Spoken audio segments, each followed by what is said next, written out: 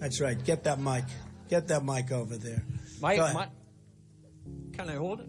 Yeah, let him hold it. Let him hold it. See, there's a man that knows what he wants. It's my kind of guy. Go ahead. Well, this might shock you, but we have something in common. Good. Respect for human life. Thank you. Okay? Now, I have two comments on my deep respect for human life. Okay? Number one, and you can comment on my objections. Number one and number two. Okay? Number one, I'm opposed to the murder of unborn babies being legal. Number two, I'm opposed to our wasting our military in the Middle East on behalf of Zionist Israel. Thank you. Okay. All right, well, let me just tell you that Israel is a very, very important ally of the United States, and we are going to protect them 100%. 100%. They've been our most reliable. It's our true friend over there, and we're going to protect Israel 100%. As to number one, we're with you. Okay, one more. We got to ask one more, because that was a tough question on Israel. That was nasty. Whoa. Are we all for Israel, right? Yeah. Okay, go ahead.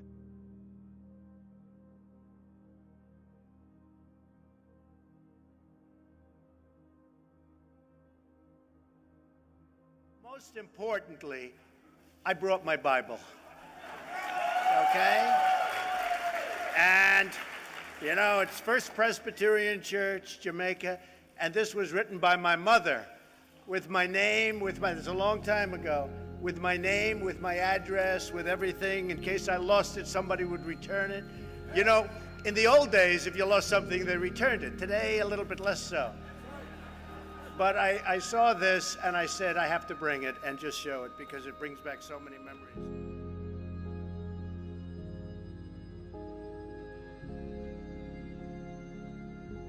Christian, have you ever asked God for forgiveness?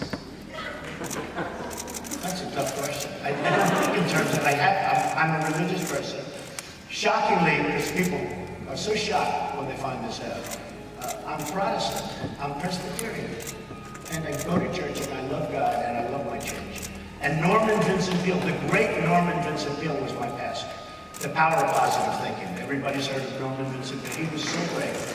He would give a sermon you never wanted to leave.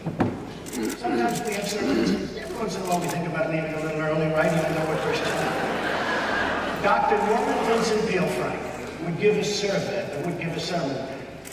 I'm telling you, I still remember his sermons. It was unbelievable. And what he would do is he'd bring real-life situations, modern-day situations, into the sermon. And you could listen to him all day long. When you left the church, you were disappointed that it was over. He was the greatest guy. And then, you know, he passed away, but he was great. He wrote The Power of Positive Thinking, which is great. But have you ever asked God for forgiveness?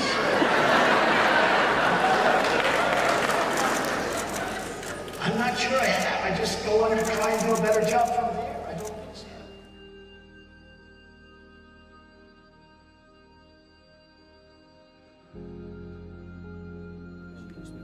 She's still very beautiful. I moved on her, actually. You know, she was down in Palm Beach. I moved on her, and I failed. I'll admit it. Whoa. I did try and fuck her. She was married. That's huge news there. No, Nancy. Yeah. No, this was marriages. And I moved on her very heavily. In fact, I took her out furniture shopping. She wanted to get some furniture. I said, I'll show you where they have some nice furniture. I took out furniture. I moved on her like a bitch, but I couldn't get there. And she was married. Then all of a sudden, I see her. She's now got the big phony tits and everything. She's totally changed her look. She's your girl's hot as shit. In the purple. I gotta use some Tic Tacs just in case I start kissing her. You know, I'm automatically attracted to beautiful. I just start kissing them. It's like a magnet. You just kiss. I don't even wait. And when you're a star, they let you do it. You can do anything. Whatever you want. Grab them by the pussy. I can do anything.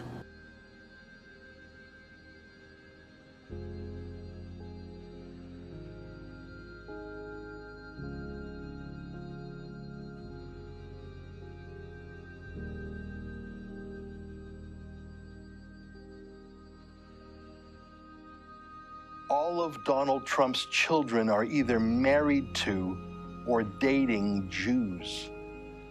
All of them. The most famous of his kids, Ivanka Trump, she married Jared Kushner, who's Jewish, and she converted to Judaism herself. She actually took a Jewish name, Yael Trump. Her kids, Trump's grandkids, are Jewish. They probably call him Zadie.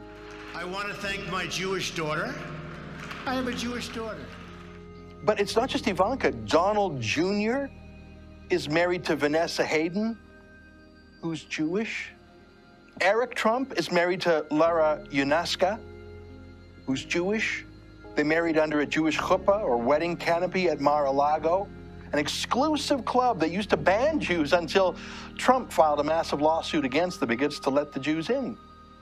And then there's Tiffany Trump, Donald Trump's other daughter by Marla Maples. She's not married yet, but she's dating a Jewish man named Ross Mechanic. That's in Trump's personal life. His company, the Trump Organization, pretty Jewy. Executive Vice President, Michael Cohen. Other Executive Vice President, Jason Greenblatt. Chief Financial Officer, Alan Weisselberg. There's a token Gentile as Chief Operating Officer. Pretty much the Shabbos goy who goes into the office by himself on Yom Kippur. Here's Donald Trump as a parade marshal at the Salute to Israel March in New York in 2004, a dozen years ago. He's been pro-Israel and pro-Jewish long before this campaign. And his campaign? Jewish. Stephen Miller, the firebrand speechwriter and spin doctor who also gives the warm-up speeches at the crowd for Trump's rallies? Jewish. I saw this, Michael Aboud, communications coordinator. Sounds Muslim, right? No, Sephardi Jew.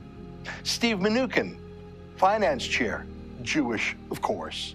So everywhere Trump goes, he's pretty much outnumbered by Jews.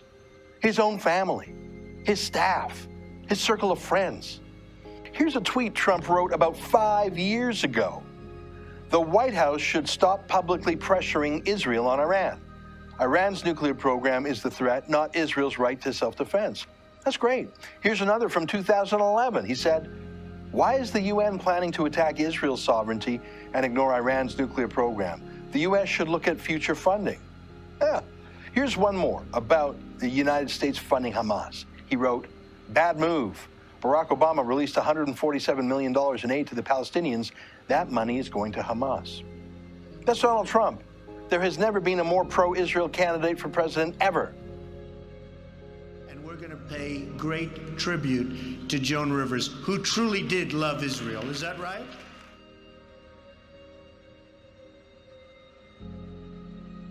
It's almost 2,000 Palestinians dead. Oh my God! Oh my God! Tell that to the people in Hiroshima. Yes, it's almost 100,000. Good. Good. This is the most number, percentage-wise, of civilian deaths. Oh, so no, it's more not. than World War I, more than World War II. I'm going to say thank you all very much. It's a tremendous honor. We love Israel. We will fight for Israel 100%, 1,000%. It will be there forever. Thank you. Thank you very much. Thank you.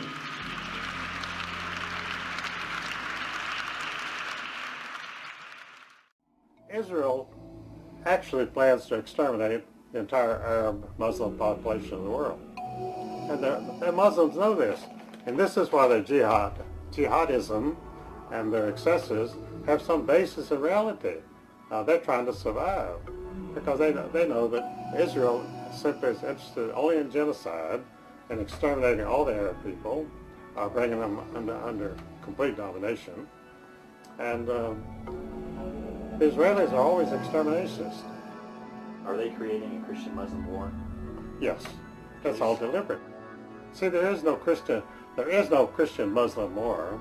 Now, I have filed legal papers in this town here in a law case that I have going on, in which I state frankly that 1 billion Christians and 1 billion Muslims are now at a war to the death with each other, and the only victor will be the state of Israel, because Israel is getting rid of all of its rivals and all of its competitors at one fell swoop. It's a brilliant move, and it's also totally calculated and ruthless. Strategic ally, our unbreakable friendship, and our cultural brother, the only democracy in the Middle East, the State of Israel. Is the real enemy Israel? Yeah. Or Zionism, world Zionism. The State of Israel is nothing. It never has been. It's the tiniest state in the world, yet this is the most important state in the world. It's the most important state to the entire United States government because they put the interests of Israel before every other consideration, including the United States. President-elect Trump, my friend, congratulations on being elected President of the United States of America. You are a great friend of Israel.